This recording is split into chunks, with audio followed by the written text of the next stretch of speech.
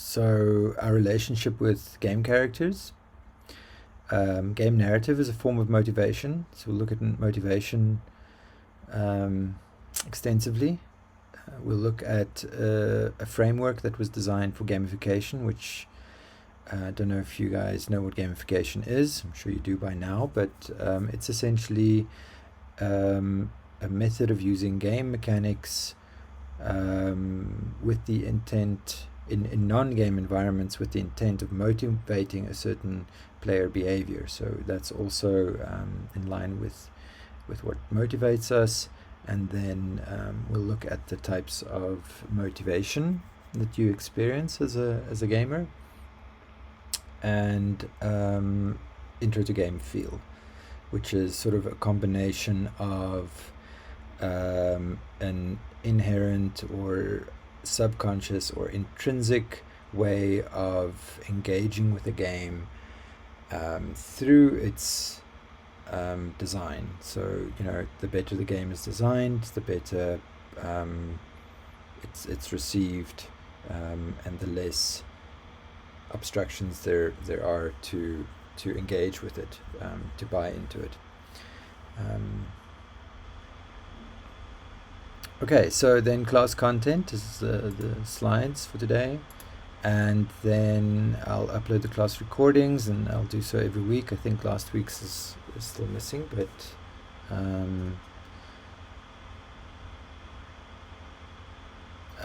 I'll upload that as soon as I've edited it. Just for your records as well, you can go back and check if there's something that we missed, or if you need to reference the old slides. If we do check out the brief real quick, you'll see that we've sort of finished with the planning aspect of the game. We can go and obviously, based on the feedback that you get on this, we'll develop it, and it'll eventually become part of the game treatment. So this portion, so this planning becomes part of the treatment for the game once it's refined. So once I've given you feedback on that, you'll essentially get some credits for it down the line again, because this is what you'll present in your in week 8, which is then part of those 4 to 6 Google slides and videos and things that you add to your major's game pitch. Now, if it's not part of your major, or if for some reason you don't have the major, then you'll still need to present it in this format. Okay, does that make sense? Okay, so we're essentially done with the planning. I'll give you feedback on that, and that gets reworked for the final game breakdown presentation. We do, however, have another assignment. So we don't have anything to hand in for next week, but you do have a progress assessment in week 5. And your progress assessment is it's a rather large chunk of your overall module assessment. So it's your overall progress. So let's say, for example, you were particularly interested in the characterization, or you had a unique character or a unique environment, or you wanted to continue working on some of the aspects that you've pitched here, and you want to continue working on that. That's where the development progress mark comes from. But I'm also just going to sort of encourage everyone to start developing their interactive controllers and their cameras for next week already. So if you can just start now. I was just briefly showing the other class something. It's something that I probably showed you before, but just to give you an idea of scope for let me just change the screen here again to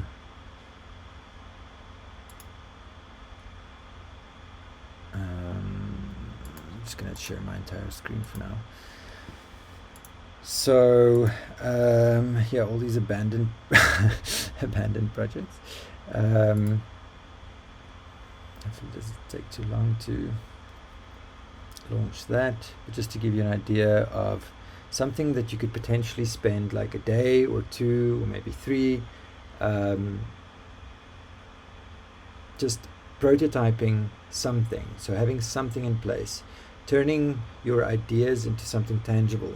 So this was a project that seems to be freaking out at the moment.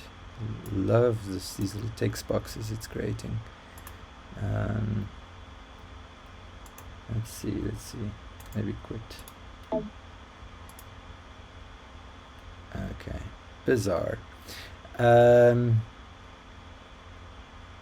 any case, the idea was for this particular project was just to have the core gameplay was a character that has to go down rapids, and it would have to sort of balance on this log. And you know when you're running on a barrel or a log in water, then if you move that way, then it sort of spins and moves the other way.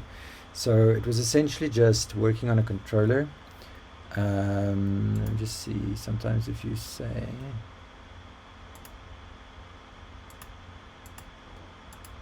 I know that's okay. Unity's bugging out just a little bit. I'm not going to hold it against it. Might be my multiple screen setups or something again. Goodness knows.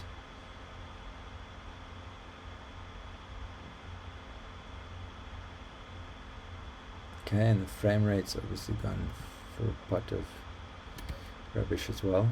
But essentially it was just a controller that I could create to test the essential, like core gameplay, like the character running around on this sort of barrel or log, being able to move up and down the barrel, and what would happen, or how would it be confined to that. So a prototype of a controller essentially. There's a little bit of the aesthetics sort of slowly coming together. Like I said, I didn't spend like weeks on end. It is stuff that you're testing. So that's like a 2D element that I just stuck in there, and it's animated loop. So nothing needs to be in its final stage. It's literally just to give you an impression or a feel, because now I can go and check whether or not this controller actually behaves the way that I want it to. Is it responsive enough? Is it how does it feel to move around with it? What's the sort of general sense of the design? Am I getting the feel of the game across, right? Okay, so that sort of prototyping is what I'm looking for next week. Next week's going to be a little bit more practical. We are going to talk about narrative in games. We're going to touch on it a little bit today as well, and the asset development for it. So to tie in with that type of progress, but it's not going to be as theoretically heavy as some of the previous sessions that we had. So we're going to actually see if we can't get our hands dirty this time around. Try and demo or play test, or just show everyone what you're up to and how things are coming together. That's essentially what we're going to do for the rest of next week. Okay, so that's why start working on your controller prototypes is your tasks and deadlines. Even though there's no particular deadline for next week, just please keep that in mind. Okay. Right, so on to game aesthetics week 3. And maybe just quit Unity to help my computer a bit. Okay, so here's an extract from an old Unite conference. It was in 2010, and some of you may know Jesse Schell from previous times that we've sort of referred to him. He was a Disney Imagineer. He um, worked at Disney theme parks and worked with all sorts of tech to, like computer vision and AR tech, to bring these Disney characters to life. And earlier on, I'm not going to play the whole session, it's like a 40-minute thing, but I think I'm just going to show you about 10 minutes of it. He spoke about that moment when kids realize that their favorite characters aren't real. It's that time when you realize that it's a guy in a suit, or yeah, like Santa's just the uncle from down the road or something like that, in a red suit with pillows in his belly. That moment, which is really sobering for kids, and not something that even we as adults really enjoy. If you can relate, nowadays, when you're sort of either watching a movie and you're really sort of involved in it, or you're playing a game and someone comes and interrupts you, or breaks that illusion and just gets you out of the like, let's say you're playing some intense um, uh, shooter, like I can imagine something like in the middle of an Overwatch battle, and suddenly there's load shedding or something like that. You're disillusioned, and you're almost broken away from that virtual world. So he talks about things that we could possibly do to improve the relationship that we have with the characters, not just the virtual environment, but um, you know, sort of bridging that, or reinforcing that illusion of the real. Um, I also used in the previous class that example of Skylanders, how brilliant that concept is for kids, because they, I don't know if you guys must know what Skylanders is. I don't know if any of you have Skylanders, but I love Skylanders. That shit was the shit. so yeah, when you're a kid, this is the best stuff ever, because now you have like a physical incarnation of something that's actually in your game, and you can travel with it from one place to another. It's brilliant. I mean, it's the best thing for kids ever. Like, even if you had, like, I mean, you guys are spoiled because you had toys that could come to life. I mean, when we had toys, they were pretty much just cast, out of resin or whatever, in plastic, and they didn't even always have moving parts. So you really had to use your imagination to bring them to life, and you would do that, and have no problem doing that as a child. Um, until a grown-up walks into the room and asks you who you're talking to. It just completely destroys it for you.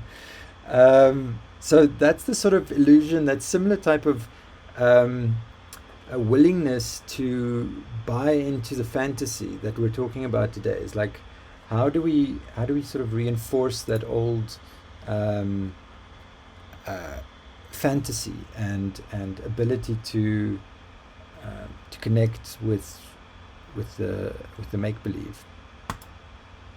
I do now. They're like, I don't care what you do because I'm going over here. Um, Okay, we don't have to do number 6. This was about, I think, punting Unity to a degree. After all, it was at Unite conference. It's more about the relationships that we have with our avatars in the games, and also just not even tapping into this sort of deeper engagement, or deeper level of engagement, or technology that enables a deeper level of engagement, but just simply setting up scenarios that we can relate to, or can sort of fantasize about, or we could potentially place ourselves in that relationship or that scenario. So narrative is used for that, in these previous examples that we looked at, where they try to establish the character based on either some sort of a pre-story, or some sort of a setup, either through cinematics or something that you have to read through. So in Abe's Odyssey, for example, they set it up that you're this character that's kind of quirky, that needs to learn how to communicate with the other characters. You can sort of fumble about, and you can talk, but you don't have like infinite speech. You can only communicate in a certain way and in a certain sequence. The only thing that you basically have is to get the sequence of the orders right. And in some instances, if you don't get it right, then the other creatures don't listen to you.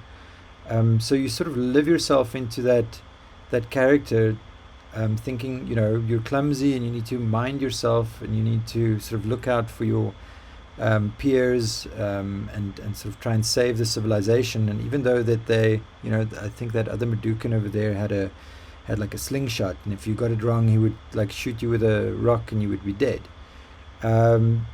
But you still want to like save him or get along with him, at least in this case. So it puts you in that, it places you in that world, and you immediately, I think Ori did it even more successfully. I actually took Ori out here as a example because it's so similar to Abe's Odyssey, but they immediately instill that empathy, and you just feel like you can sort of align your goals and missions with the character, and that's ultimately what you need to do to be good at the game. With Inside, it was more of a exploratory type of scenario, but I think if you like made the effort of, you know, some people enter into the game world easier than others, and some people may even like stay removed from that game world. I'm one of those people that if I play a game, like a racing game or a fighting game or something, if I turn a corner, then I lean to the side. And there's a whole I think chapter in that on Game Feel, if I'm not mistaken, in the book that we're referencing now. I'll go and check it out and read up on it again. But there's an advantage to it, because you're sort of allowing your entire body to respond to it, or you're so deeply embedded in the game that your response rate is sooner or is quicker than other people's, apparently. But in any case, it's marginal, and my response rate is slow to begin with, so I need that advantage. But let's say, for example, you were playing Inside, and you were doing it late at night with all the lights off, and you really sort of created an atmosphere around you to facilitate this game. You would have much more involved and probably, in this case, somewhat more stressful experience, because the game is meant to make you anxious, and to make you experience the threat of the sort of the other, the big brother or whatever. So they set the tone for it. But if you can buy into it, that's all the better for you. But if you can't, you can do things to facilitate that and to make it even easier for yourself. And I bet it'll enhance the overall experience and perception of the game in the end of the day. That's the thing that you're going to probably remember most about it, is the way that it made you feel. We often watch films or any sort of artistic experience that we have, even going to an exhibition and looking at paintings. You're more likely to remember the painting that made you feel something, rather than the one that was like a technical feat or something like that. So in Super Meat Boy, what they did was they immediately made you feel like this is a joke. They made a joke out of it, or a parody of the old damsel in distress sort of narrative, and they set it up specifically in that way that you wouldn't care too much about the character or running into these spikes, because you are almost instantly respawned. There's almost no waiting time, there's no penalty for retrying. So the point of the game is that you just sort of run at it and try it, and if you fail, then try and try again. And it's set up by the tone and the narrative and everything. Everything works together, but it instills that feeling in you that you don't need to care for this character specifically. With Inside, it's different, and with every single game, they want you to associate with the avatar, and what the role of the avatar is within the virtual world. So if you think about it, if they want the player to be the character, the player character in the game, they essentially need you to buy in, and believe the mission and the motives for that character as well. And like I said, some people do it easier than others. And I suppose it also depends on the type of character that it is, and your life experiences. Like if you don't particularly like tiny quirky sort of robots that can stretch out their arms and things, and you don't find the character particularly appealing, or there's something that doesn't sit quite right with you, like maybe you don't like the art style or the genre of game, then it's not for you. It's highly unlikely that the other components will fall in place if there's something already that put you off the game. And it's going to be so much harder for you to play that game. Normally people don't play games if they have to. If they're absolutely forced to play a particular game, they wouldn't like doing that. Okay, so game narrative is a method of motivation. Like I said before, they sort of set the stage for you to buy in. Now, something about the sort of deeper meaning of that narrative. So with the narrative, it's nice because you can set the tone and tell the player what to expect. You can also, through the lack of a narrative, kind of force the player to explore certain avenues of the game, like with Inside, where they don't really give you a lot of information. It's almost the exploration aspect of finding out what the narrative is actually about that drives you. It's that sense of curiosity. I think Firewatch also did that quite well. But the reason why we're looking at sort of narrative as a method for motivation, or maybe even the lack of narrative as a method for motivation, is because in things like gamification, you primarily use mechanics for that purpose, for that type of motivation. So you don't, it's a type of game or the system that you set up rather than the narrative itself. And I think what's a key takeaway here is that you can use both. You can set up your game in such a way that the actions or the interaction within the game itself gives meaning to the experience. So you don't always have to have a narrative driving the or giving meaning to the process. A lot of games can exist without narrative. Gamification suggests that a narrative exists, trying to add meaning and purpose to the mechanics. Okay. Some genres obviously rely heavily on narrative. While gamification is dedicated or dictated by the underlying system and its functionality. So the challenges for systems that don't have narratives is that that systems that are designed to be more function focused generally want you to get to a specific point. Like, let's say, for example, you did gamification for a website like, let's say, Amazon, or what was that other one that actually does use gamification?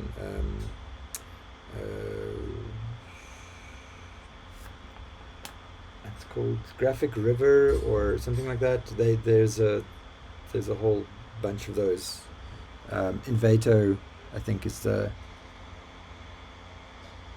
I think it's Invato, the developer that made all those. But in any case, so the idea there is that if you contribute to the site, then you earn some sort of royalty points, and then those royalty points can be converted into credits, and then credits can be used to buy other things on the website. So they encourage contribution.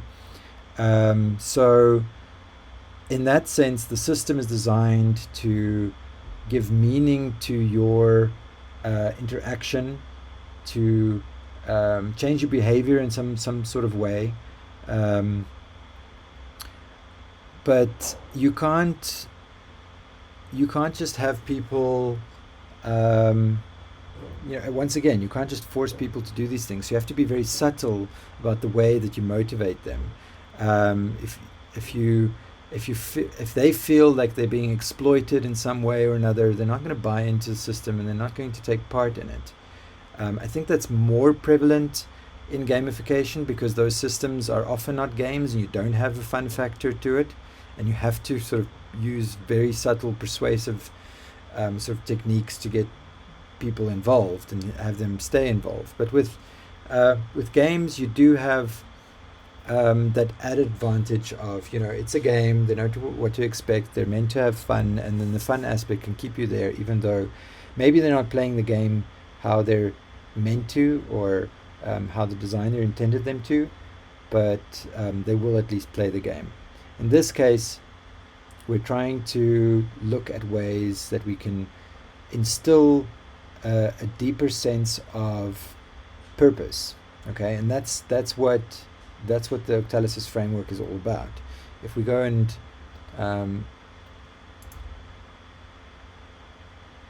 look at the breakdown of the actual framework, there's also a version of it in the slides here.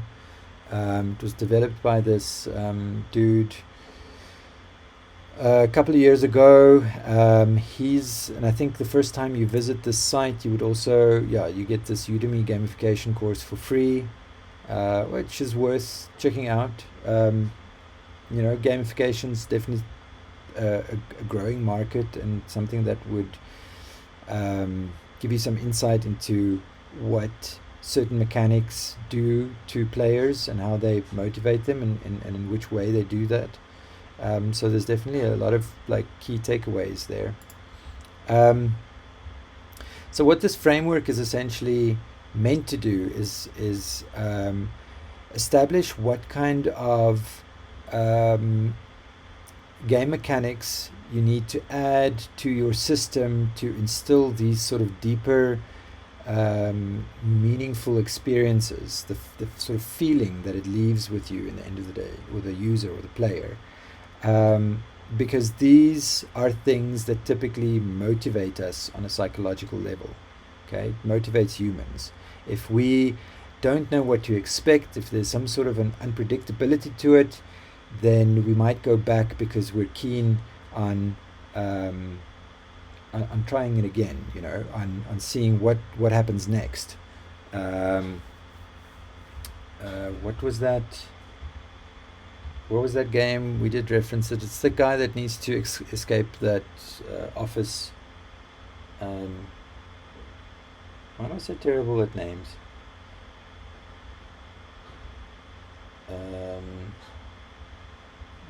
Isn't it Victor? No, what was it?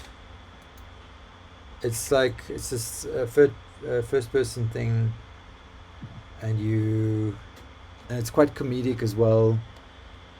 It's on the tip of my tongue. Stanley Parable? Yeah, Stanley Parable. Thank you. That had a certain amount of unpredictability. It seemed random at times, although that was all designed to feel that way. But you could play that game I mean, there's even loops in the game where you feel like now you're in the same room that you were in before, and it's done so on purpose. Avoidance is something that, like if you wanted to um, sort of avoid the loss of something, that can actually happen. There's this interesting thing that happens with people that have been playing a particular game for a period of time. Like they've invested so much time and effort into a game. Like let's say, if you pass the 1,000 hour mark or something like that, then you're so deeply invested in that game that stop or quitting the game would be quite detrimental to your mental well-being. It'll feel like you've just wasted an awful lot of time. So to avoid that feeling of sort of meaninglessness, you carry on playing the game. That's an interesting hook, but that's how they can get you to carry on playing a game. Scarcity is creating sort of a false sense of of the value of the items within the game. So you'll create golden items or yellow items and blue items, and some would be rare, and some people just play it for the sake of getting the best of the best and sort of hoarding everything. This. So we can actually have a look here quick. In the Octalysis framework, they give you like examples of all the types of mechanics that you can put into a game to achieve these sort of feelings, or as you call it, sort of drivers, things that motivate you on an intrinsic level. He also then goes and analyzes each of these. We'll get to do with this again when we look at game complexity and we actually analyze and unpack our game, and also see are we catering to all the right target markets? Do we have the right kind of mechanics in our game to drive the particular user group that we are interested in through the game, and are we going to be able to keep that same player playing and continue using the app? So we'll look at it in more detail, but for now I think if you just have a sort of a global sense of the things that or rather how the things within the games affect the player on a personal level, on an emotional level. So even things like leaderboards, which you don't really think much of because it's not even part of the game. It's kind of like an afterthought. That instills a sense of accomplishment in the player, and there are people that value leaderboards. I mean, I remember the days of the old sort of arcade games. If you can get your name at the top of that leaderboard, that means a lot.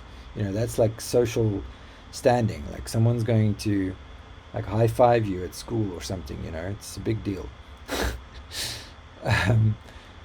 Empowerment, creativity and feedback, ownership and possession.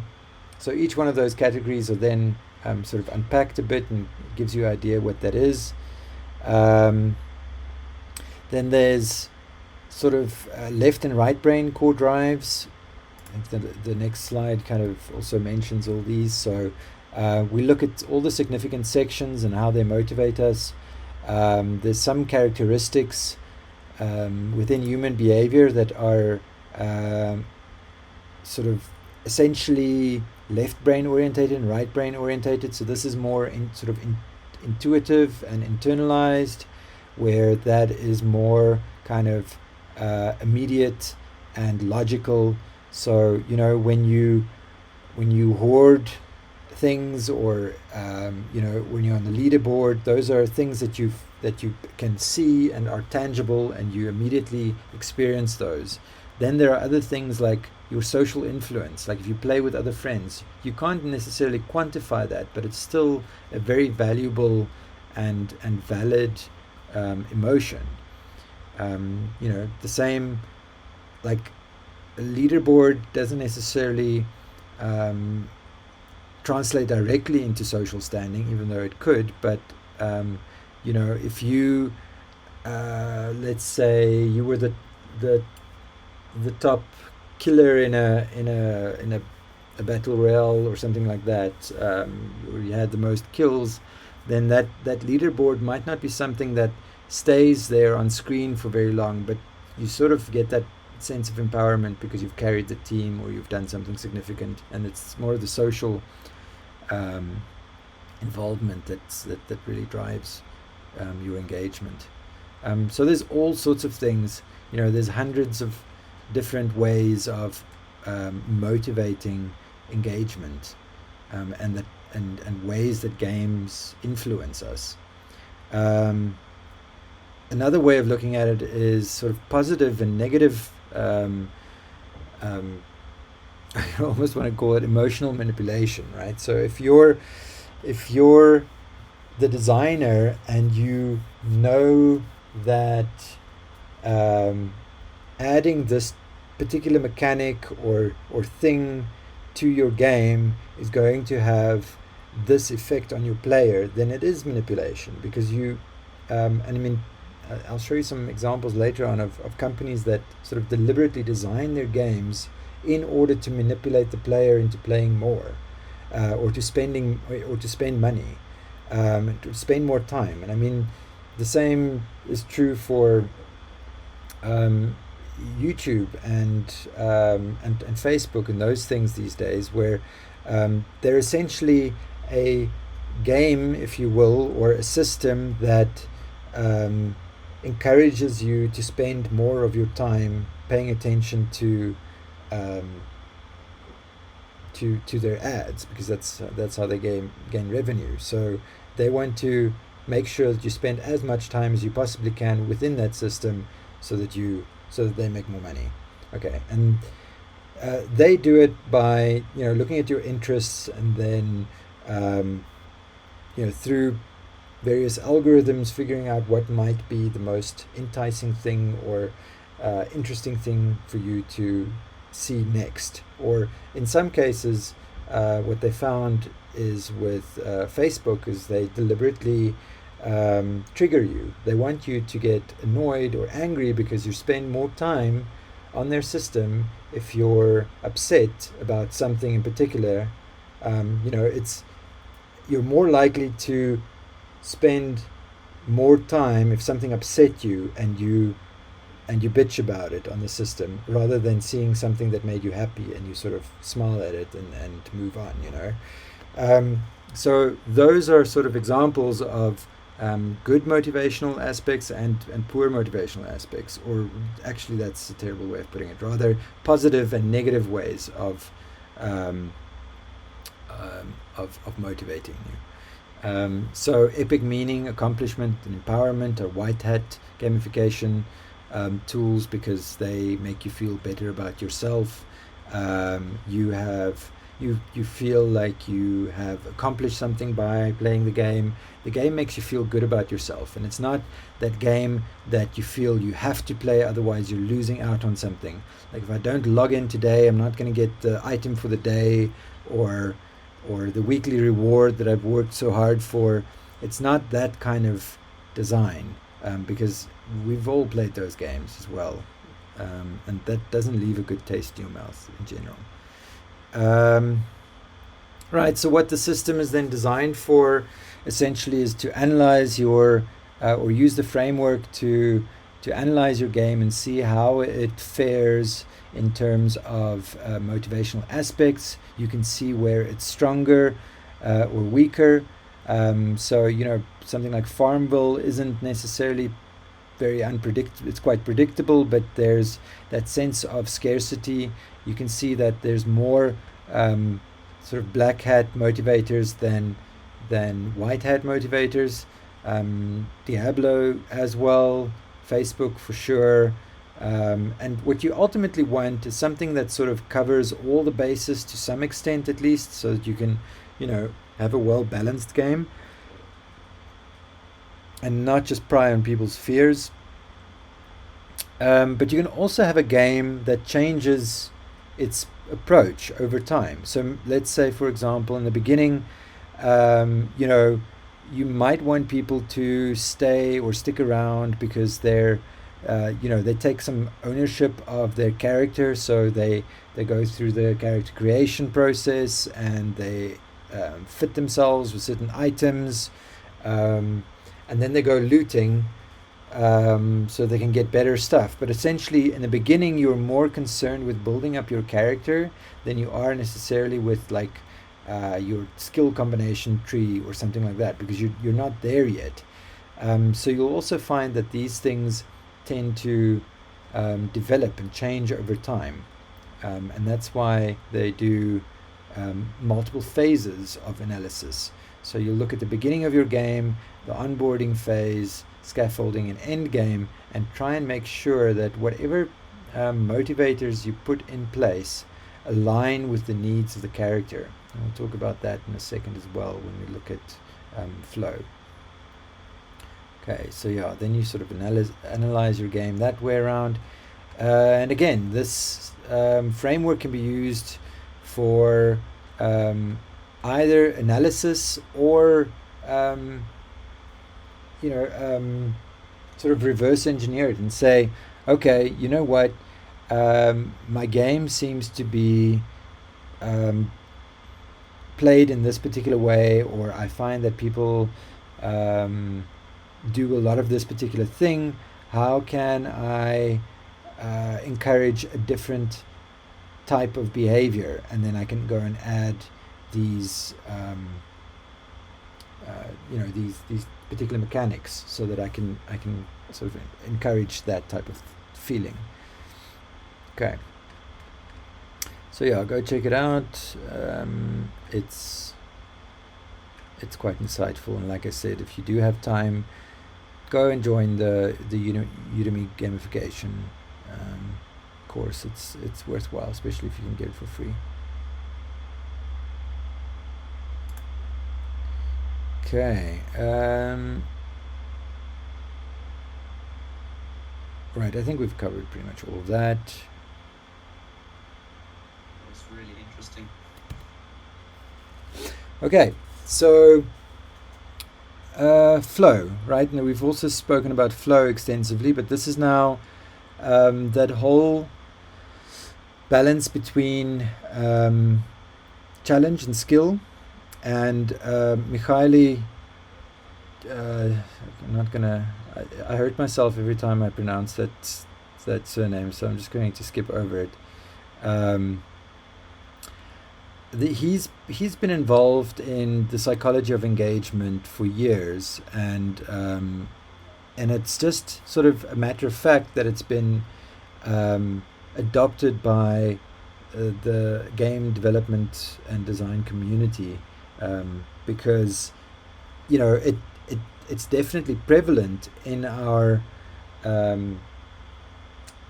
market, but it's a broad-based psychological what do you call it, like phenomenon that occurs, from anyone that, like, even if you're a street sweeper and you find some form of challenge there, or a mountaineer, or a ballet dancer, or a chess player, there's engagement and ecstasy and immersion in all of those traits, if that is something that appeals to you.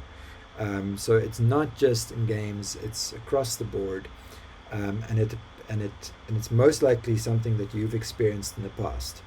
A simple example would be, if you started playing games maybe in the morning or straight after dinner, and then next time you see it's already 4 o'clock in the morning, and you don't know where the time went or how you managed to play for so long without even eating or getting up or anything. And then you've most likely engaged with flow. And it's that point where you're rising to the challenge. People like a challenge. People like being challenged, and as human beings, we're challenged on a daily basis. Life is challenging in general, but we enjoy rising to the occasion. We're probably the species that does it the best out of everything on this planet, right? Because we're so adaptable. If life hands us lemons, we sell lemonade. You know, we make a living that way. And you know, there's people staying in freaking Siberia of all places. So we and Antarctica and in the Sahara.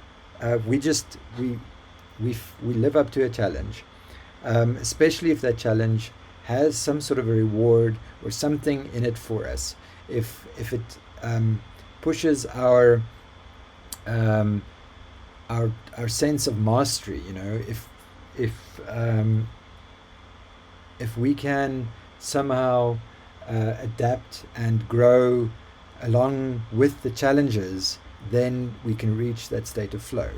So the idea of applying this to game principles or game design is just make sure that regardless of the level of the player, that they stay stimulated. So you need to make sure that the longer someone plays, the harder it gets, and that's sort of simple to do with, like, you know, increased level of difficulty over different levels. But it's also quite difficult to continuously balance that and make sure that and monitor it and make sure that people are actually having fun throughout. You don't want to make a game that's fun for 5 minutes and then no one ever feels the need to return to it. Okay, so that's essentially flow. Then you can go and check out this TED Talk by Mihaly.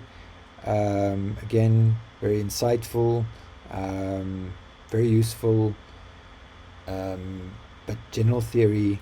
So we're not going to watch this now, but please do go back to it and watch it in your own time. Then flow is probably, so we've also looked at Lazzaro's four keys of fun. I think in week 1 we mentioned it, and how the player types map onto most of these types of fun. But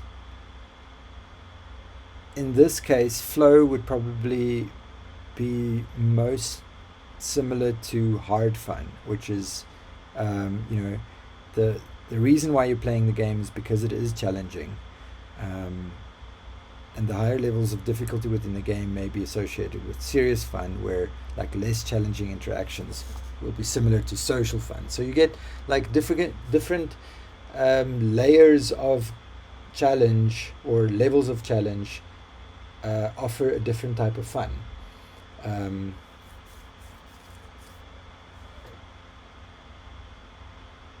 All right.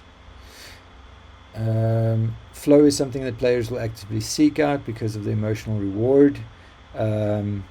It's also something that Jane McGonigal, someone that we're going to be looking at in a bit, is or was a strong advocate for. She spoke about the sort of embedded characteristics that we find in gamers and why playing games is actually good for you or good for people in general. It's socially uplifting. You get a sense of community. You get you're more likely to ask for help. You're more likely to experience some sort of epic meaning in your life. So in general, games are good for you, and especially if you can sort of design games that are leave a positive psychological impact on people. All right. Okay, so Hooked was just another analysis of this process of getting someone to buy into something at an early stage and then getting them to invest in it for long enough so that they feel like they're being rewarded by the system itself. Okay, and then sort of repeating that action so that on every different level and every sort of interval of their engagement, they're re-triggered to take a certain action and rewarded for that action so that they can continue with their investment. He was also the one that explained how certain systems are designed for as supplements, so they make your life better, or they're addressing um, they're not addressing a specific need, but they're enhancing your way of life. Whereas other things are painkillers that are set up so that, or that were absolutely essential, that we needed. And he used Facebook or social media as an example here, where we all thought, when we first went onto Facebook, that, I don't really need this in my life. It's good to have, it's nice to keep in touch with people. It creates a network that I can tap into at some point. But before you know it, you're scrubbing those posts, every night before you go to bed, or every morning when you wake up. And something that you thought wasn't necessarily part of your life has sort of become part of your life because you formed a habit. And that's what this theory is useful for, is that if you can get someone to pick up your game and play it on a daily basis, to an extent where it becomes a habit, you have a player, I won't say for life, but for an extended period of time. And this is particularly prevalent to mobile games, right? Because they have such a short shelf life. You actually want people to continue playing your games. And you need to find out ways that you can affect them on an emotional level, or inspire them or motivate them to come back and play your game again. Okay, so here's some examples of, and again, I'm not going to go through each and every one of them. For some reason, if you click through from Google Slides, they often actually give you a redirect notice, so just click through then.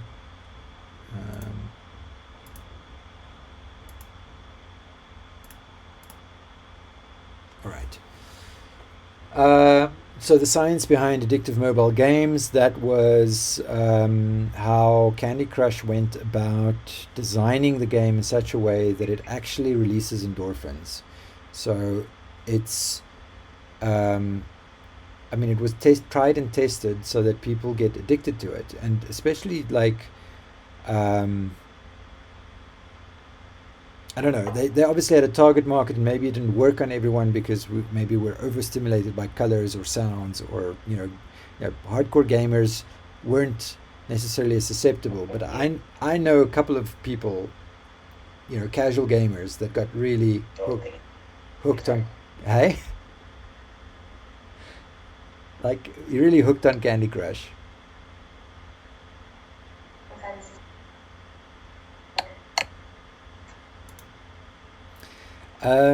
There was another story, and I'm also just going to paraphrase and sort of summarize here. But what Zynga did was they actually looked at the... Hey? Mark is unmuted. I think he doesn't realize. He doesn't realize that. Okay. This is a Reddit moment. Oh, he just left. Wait, That's simple, I guess. did I just kick him? Possibly. Did you? If I just click on someone, do I kick them? No, you shouldn't just kick them. No. You I- can mute. Yes, I can mute them, but I just clicked on him and then he disappeared. Maybe I It's did. okay. He's You Yeah, there is. probably exited Mark. by accident. Okay, all right.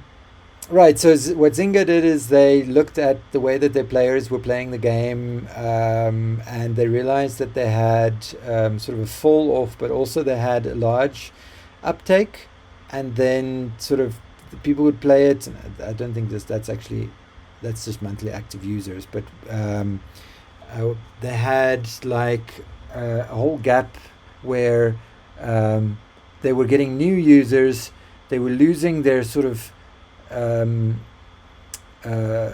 medium to long-term players, but the real dedicated players stayed on. So they played the game, like the ones that were playing the game for years already continued playing the game, but they were losing sort of their middle the middle ground players. I don't know, middle uptake players, like short to medium term players rather. And the reason why that was, or they thought at least, based on the data, was that it wasn't. It was very rewarding for new players to start playing because you would get a lot of rewards and a lot of boosts, a lot of. Is Mark back? He is. If you right click on him, you can server mute him, Stefan. I'll mute him.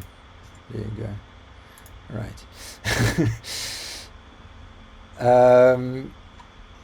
So it would reward you when you just start the game, like excessively and constantly sort of notify you, and then people get sick of the notifications, and you sort of you don't progress as quickly, and then as soon as they realize that it's going to take a long time to get where they want to, then they drop off the game.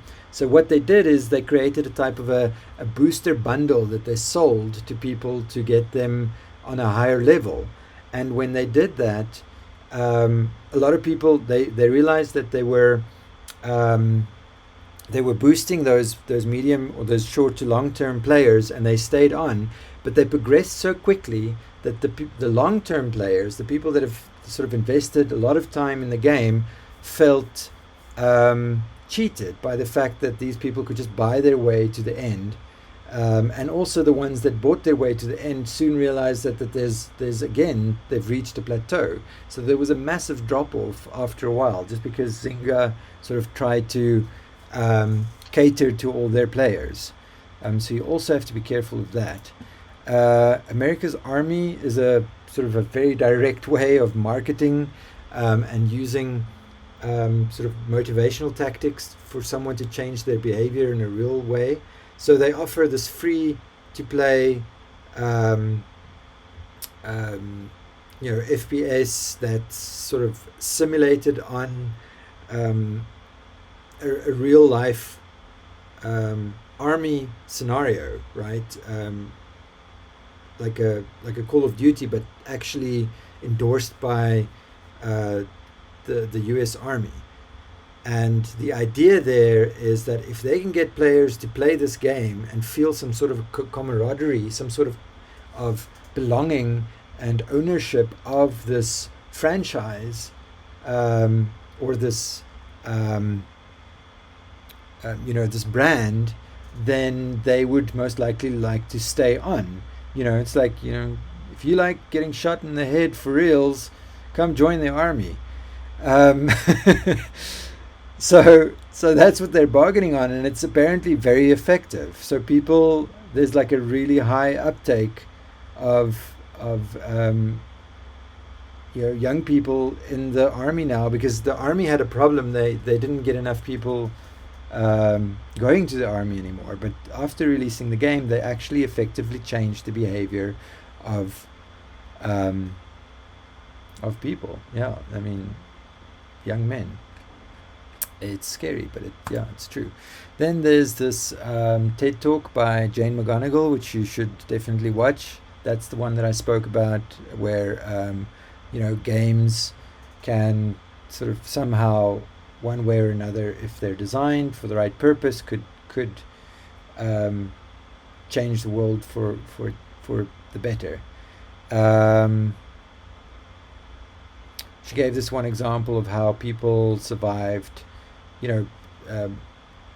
Thousands of years ago, people actually survived, or a whole civilization survived famine, because the king of the time designed some sort of a game that the people could play on one day and then eat the next day. So they would spend their time playing one day and eating the next day.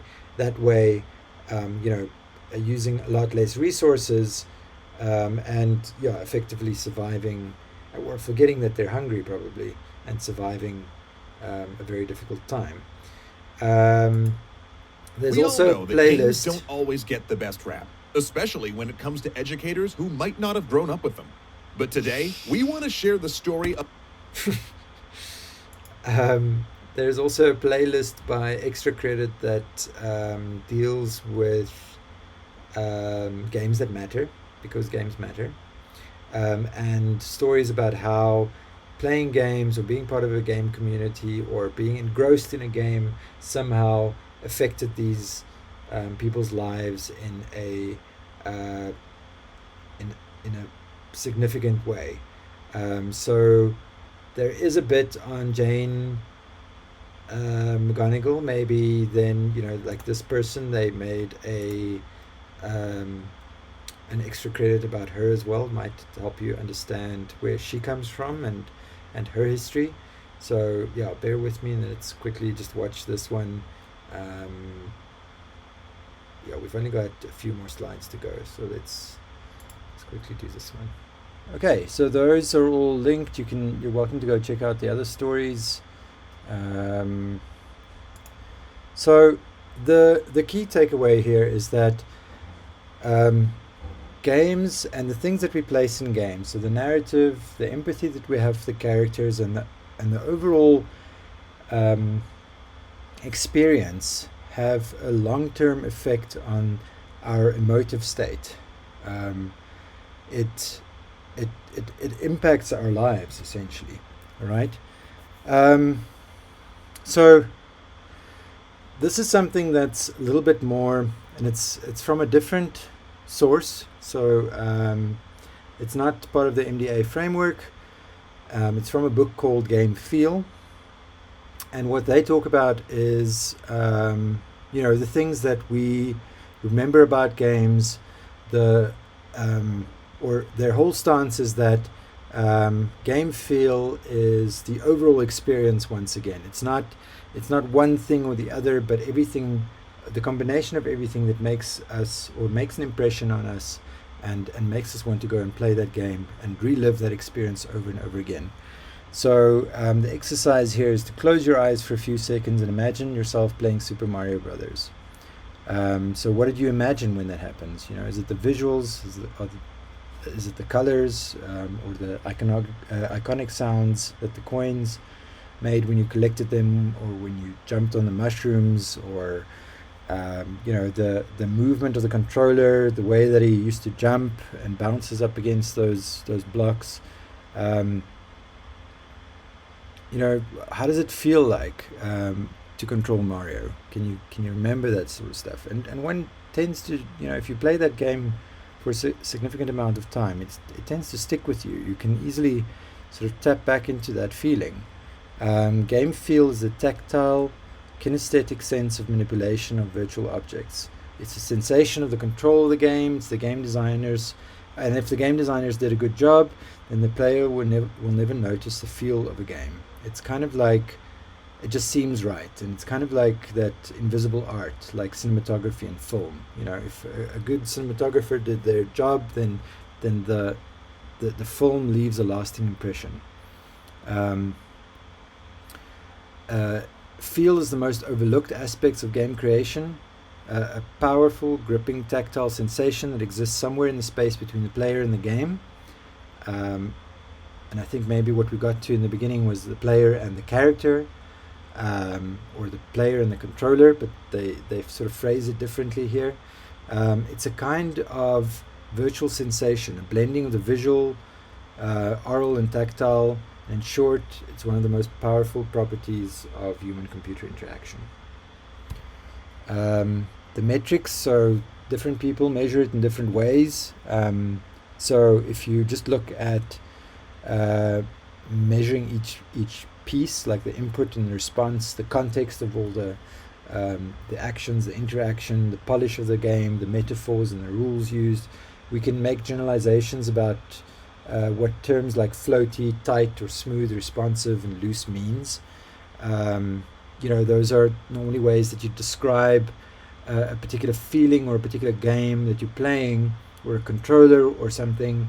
If you don't, if you can't fully grasp what it is that you're referring to, sometimes, especially when, like later on in the year, when we do our game testing and we're asking people that aren't necessarily familiar with game terminology to describe the games, that's most likely the responses that you're going to get.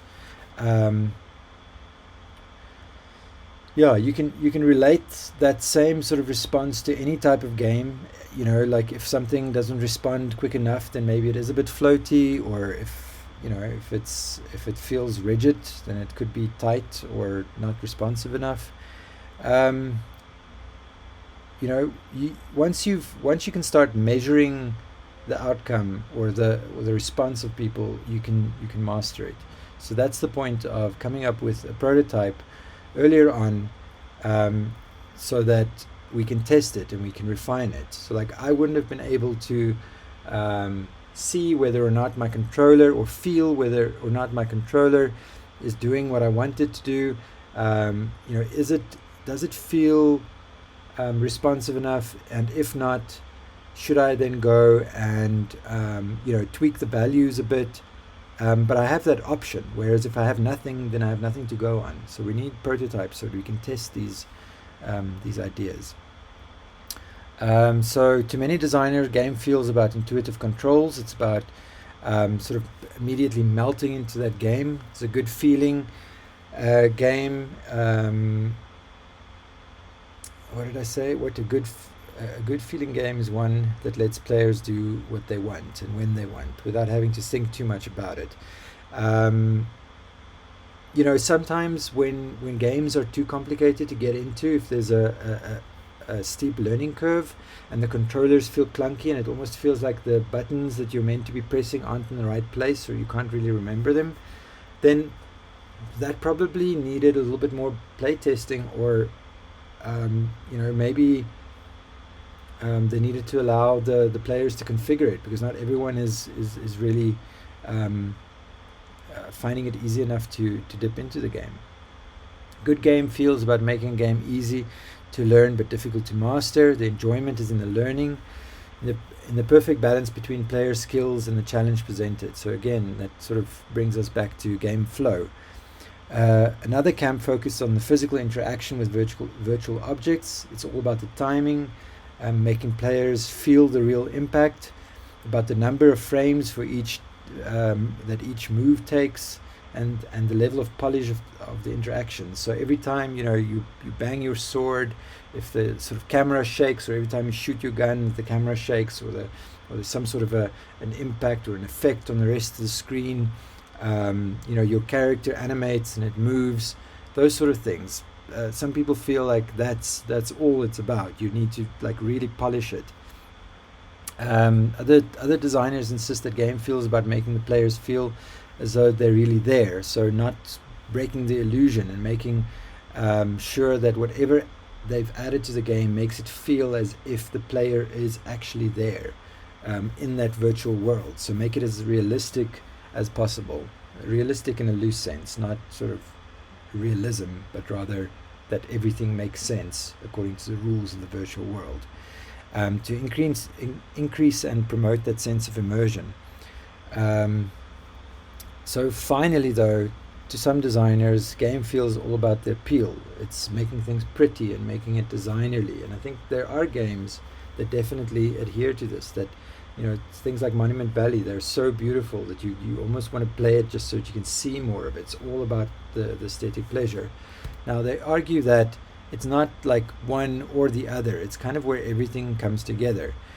So this looks very similar to that MDA framework, right? So real-time controls could be the mechanics of the game, and spatial simulation could be the dynamics or the environment that it's set up in, and the polish could be could almost map to the aesthetics of it. But all of this talks about game feel, so technically they're all part of the aesthetics of the game. It's all the experience, like the way that the character controls. This isn't necessarily the mechanics itself and the things that you can do, but it's how it feels when you move it. Now, how quickly does the character actually respond, or what happens when you press it? Does it feel like the character is interacting and actually engaging within the virtual world? And is the virtual world managing to get your buy-in? Are you there with that character? Are you taking part in it? So, and then the level of polish obviously just sort of solidifies that and makes everything feel like it's part of one thing, and you actually you're removing all the obstacles so that the players can make believe and play along. So in summary of emotional aesthetics, using 3 building blocks to encompass this definition is real-time controls of virtual objects in the simulated space, and adding polished effects, so it's possible to create great feeling games. We further define great feeling games as games that convey 5 different types of experiences to the player: the aesthetic sensation of control, the pleasure of learning, so sort of more embedded feelings, practicing and mastering of skills, the extension of the senses, making you feel like you're one with the game. Like you're not actually realizing that you're pressing buttons or you're clicking a mouse. To you, you're actually firing a gun, or you're actually running up a mountain or jumping off a cliff.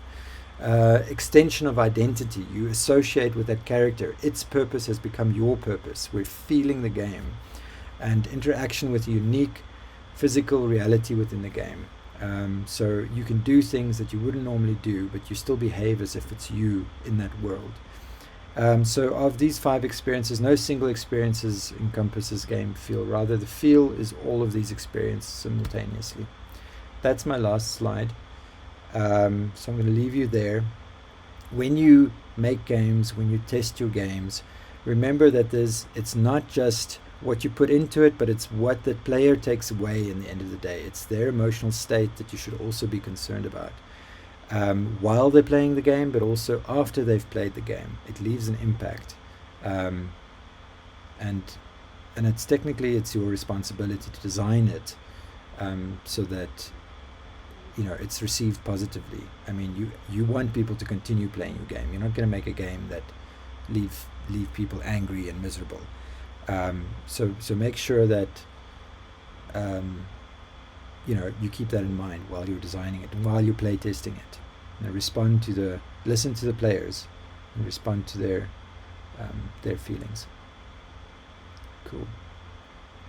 Right. So that's all I've got for you today. Do you guys have any questions regarding game feel? There is a little bit of work that you can do on your own, so go check out these articles and those other videos that we didn't watch. Cool.